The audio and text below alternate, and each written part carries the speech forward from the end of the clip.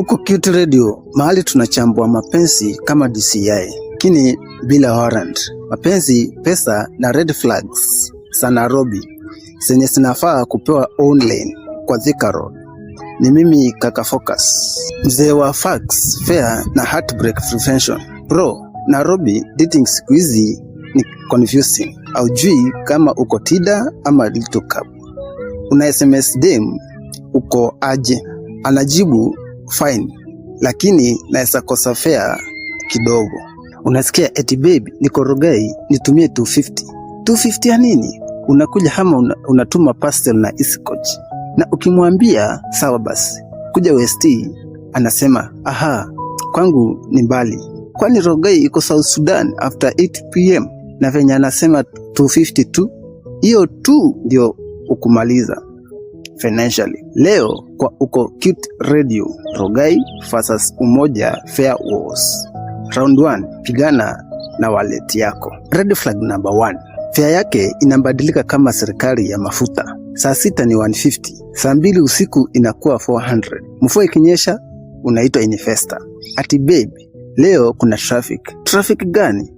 Wewe si ndio uko kwa nyumba bado? Huyo si girlfriend, huyu ni toll station ya bypass. Red flag number 2. Ukishatuma fare, ghafla anaanza kuumwa. Baby, na feel weak. Wiki gani? Weakness ilingoja M-Pesa confirmation message. Wewe ndio umeumwa sasa, na ungojwa inaitwa insufficient balance. Red flag number 3. Anakuuliza estate before ajue unaishi wapi. Ukisema Kilimani, ana calculate haraka kuliko kashia wa Naivas. Oh, sawa baby, nitahitaji 350. Ukisema Kayole, aha baby, hata 100 inanitosha. Kumbe mapenzi Nairobi zina raise kama Humba Comfort. Red flag number 4. Kusema nishaitoka kwako na Mia, bro, huko imuona life. Hata profile pic yake ni ya Pinterest. Huyu anaendesha matatu ya imagination. Abiria ni fake, fare ni real.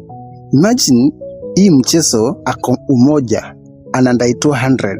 Sawa. Ukisema basi ngoja nikuje huko, ghafla actually fare ni 350. Aha, kwani uliswitch route ukaingia Dubai kupitia Qatar? Huyu si demo, huyu ni dynamic pricing. Mapenzi yake iko na algorithm na worst part, ukikataa kutuma fare anakughost haraka kuliko landlord akisikia ukisema nitakulipa keja kesho. Na ukituma unaona status yake later, soft life loading, na wewe ndio loader. My brother, ukituma fare 3 times consecutively, wewe si boyfriend, wewe ni sponsor wa route. Convention time, umeituma fare alafu ukaachwa on delivered. Umeituma fare alafu ukaachwa on delivered, ukaambiwa nimechelewa kulala. Ama ukafika date ukapata best yake amekuja free of charge. Enda kwa all our social medias at Cute Radio, TikTok, Facebook, YouTube, kila mahali utapata hii swali na utujibu hapo kwa comments. Now listen carefully. Tips za kujilinda. Andika hii. 1.